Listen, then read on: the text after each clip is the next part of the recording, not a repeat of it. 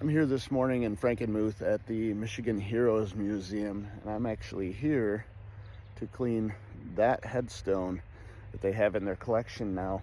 It belongs to a Medal of Honor recipient, and he is being reinterred from the cemetery that he's at into a national cemetery. So they acquired his headstone for their collection. They have it out here, out front.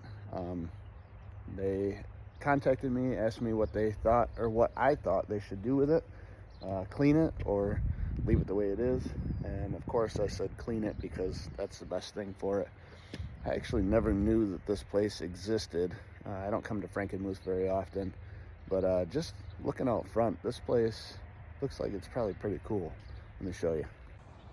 So right out front here they have this Blue Star Memorial. It says a tribute to the armed forces who have defended the United States of America. And right next to it, a freaking tank. Awesome. So obviously all of these display tanks, the cannon and the guns have been plugged and welded shut so they can't be used again. But this thing is enormous. I mean, I've seen tanks before, but this is definitely larger than any other tank I've ever seen. I wish we could climb up there and go in it and look around and stuff, but wow, this thing is enormous. Very nice.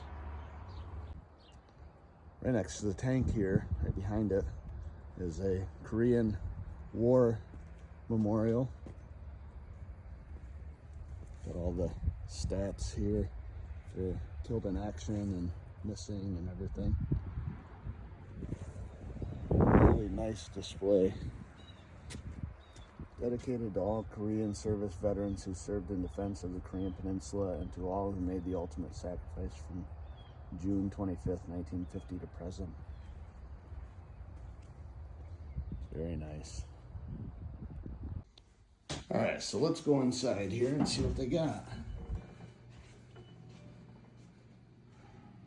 And right here in this first section, I got John Ryder with the museum here, and he's going to tell you about their collection here and what they got. Yeah, so John Ryder, the executive director at the Michigan Heroes Museum. What we do here is we tell the stories of Michigan servicemen and women every day of the year, just about. We are open from 10 to 5, Monday through Sunday, and we would love to have you come in and take a look at the histories of the individuals that have served our country from the Spanish-American War right on forward to today. We have a few Civil War stories, but really most of our stories are from World War I forward. In fact, these stories right here are the Polar Bear Regiment. These stories are the stories of the roughly 5,200 men that went to North Russia and fought Bolsheviks during World War I.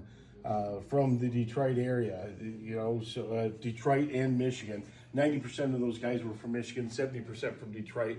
They called themselves Detroit's Own right when they were mustering in over at Camp Custer in Battle Creek, Michigan. And just the stories and the histories are just absolutely amazing. And then we've got our World War II, Korea, Vietnam, and Operation Desert Storm stories as well.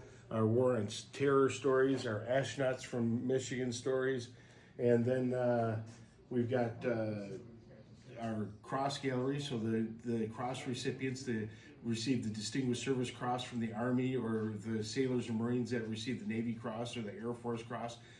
Those stories are absolutely wonderful. And then we've got our Medal of Honor stories. It's a large collection of named Medals of Honor anywhere in the world on public display currently. So they're just fantastic stories, and in each and every one of them. We got over 900 stories we rotate through the museum. We got about 150 out at any given time. So we'd love to have you come in and visit the museum and share these stories with you. How long have you guys been here? So we have been in existence 48 years now, but we've been located here since the late 80s, early 90s in Frankenmuth. So. Wow. Are these like these collections, are they from like family members that have Yeah, donated? so the individuals themselves and family members that bring in these collections, and we preserve them. And anytime, one of the neat things about the museum is if family calls up and says, "Hey, my cousin's coming in from out of town, like to see our grandma's story out or whatever," we'll make sure we get it out for them, because it's just as much their stories, and maybe more so than they are ours, right? So we want to make sure that we do that for those families, and those families, the individuals themselves and their families become amazing friends, and we just form a heck of a relationship. So that's cool. All right, very cool. What's your address? So we're at 1250 Weiss Street in Frankenmuth. Perfect. And if anybody wants to learn more about us, you can visit us on on Facebook, or at www.miheroes for MichiganHeroes.org. Oh, cool. All righty. So I've been walking around with John a little bit, and he's been telling me all kinds of stories. And this place is so much more than I ever thought that it was going to be. It is really, truly mind-blowing. This section back here is dedicated to space pioneers and astronauts from Michigan, and there's a lot of great stories back here, a lot of cool little props and stuff. Back in this section back here, through this doorway, is the this is the cross gallery back here, right? Down here, yeah. Our wall of honor. We've got people can buy their plaques to celebrate one of their relatives or themselves or whatever, or even groups. But this is the cross gallery here. These three over here, these are the three crosses: Distinguished Service, Army, and Army Air Forces through World War II. Next one's a Navy Cross, Navy, Marines. The one Coast Guard guy that, I think a couple Coast Guard got it, but they were under Navy service at the time during the Second War. And Air Force Cross for the Air Force after 47. But we have some polar bears, both there, the center gallery. World War I, both these guys are the 32nd Division. World War II, we've got Oswald Gagne, who was Torpedo 8 Squadron for Midway, didn't make it home. In fact, his cross is kind of special. At the beginning of World War II, that's his original one. You see how it's blackened? They called that the Widow's Cross. But that was not just him. I mean, a lot of others from that time period got it. Poggles, his is that color as well. But then by the end of the war, they were, you'd get more of the brass look to it. Ike Kepford is our highest Pacific ace from Michigan. He was eventually, what was it, 20, I think he had 17 official victories. So. And John was telling about the frames, the significance of the frames. Yeah, the frames.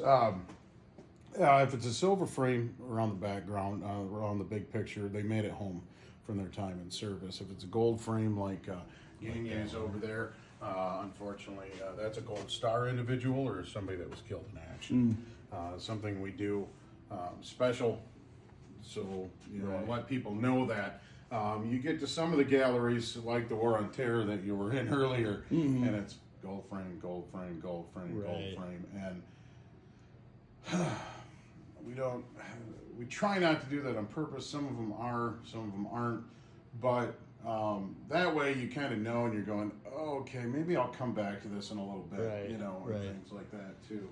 But we have Gagne, Richter, Tevens, we're all, and then a couple of the guys in the center gallery here were also killed in action. He was talking about this guy. Yeah, Dwayne Hagney. He was joined the U.S. Air Force at 17 years old. He was a conscientious objector, but it didn't mean that he didn't want to serve his country. So he enlisted in the Air Force, and he enlisted in the what they call the PJs, search and rescue. They would jump in, parachute in, they could swim through the water to get down pilots and air crewmen, mountain training. I mean, everything. These guys went through every kind of training to be able to pick up these guys no matter where they were shot down and at. He's over in Vietnam. He does over 100 missions, and on 11 of those missions, he is left on the ground to his own devices to make his way to, because they were taking too much enemy fire on the big chopper that they picked these guys up in. But I mean, he would go down the wire, grab these guys if they could. He'd strap them onto him, and they both go up.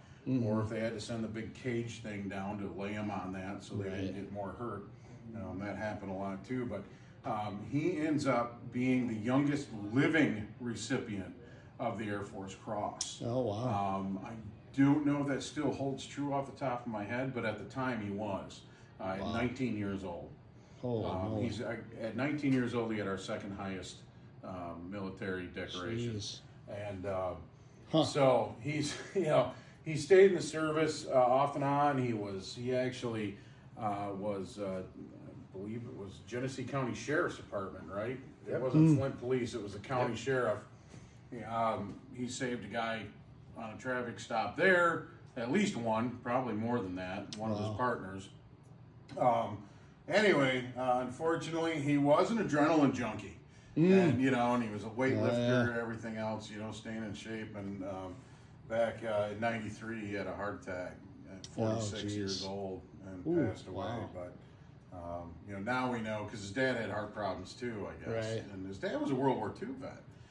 But we know that, now we know it's genetic. Back then, then whatever. But, Stevens was a Green Beret. He was a combat medic over in Vietnam.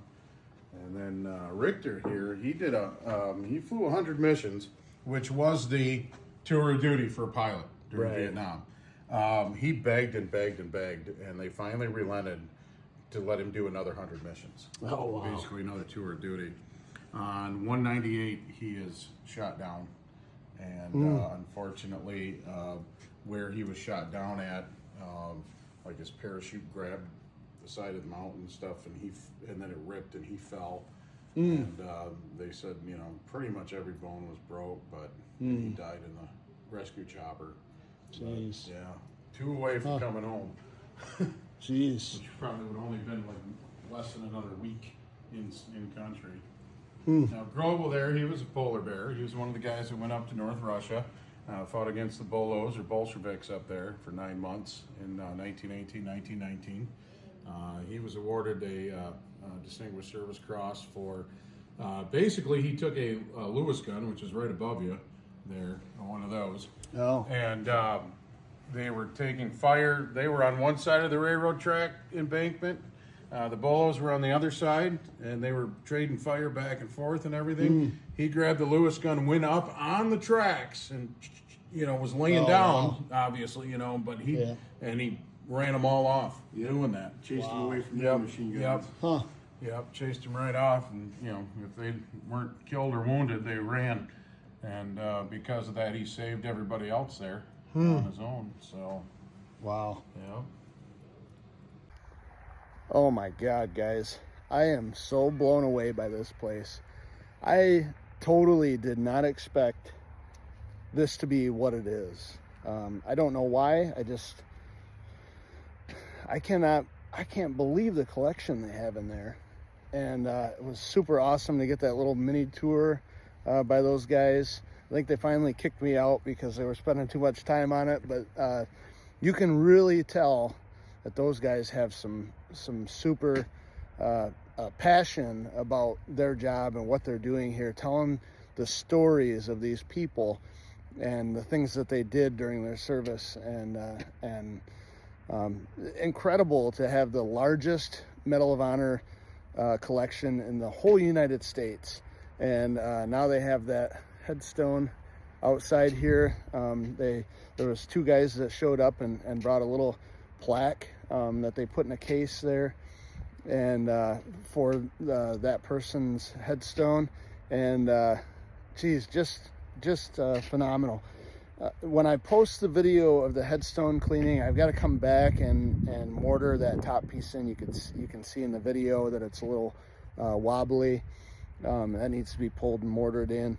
But when I post that, you'll find the soldier's name, and if you are around the Holly area, you can go to the National Cemetery in Holly, Great Lakes National Cemetery, and you can see his new stone where they took the epitaph from the bottom of this stone and put it on the back. It's a really, really nice tribute to him, and absolutely amazing. I'm so glad that I volunteered to come and clean that stone and do that for these people. And I'm gonna come back and really go through this museum.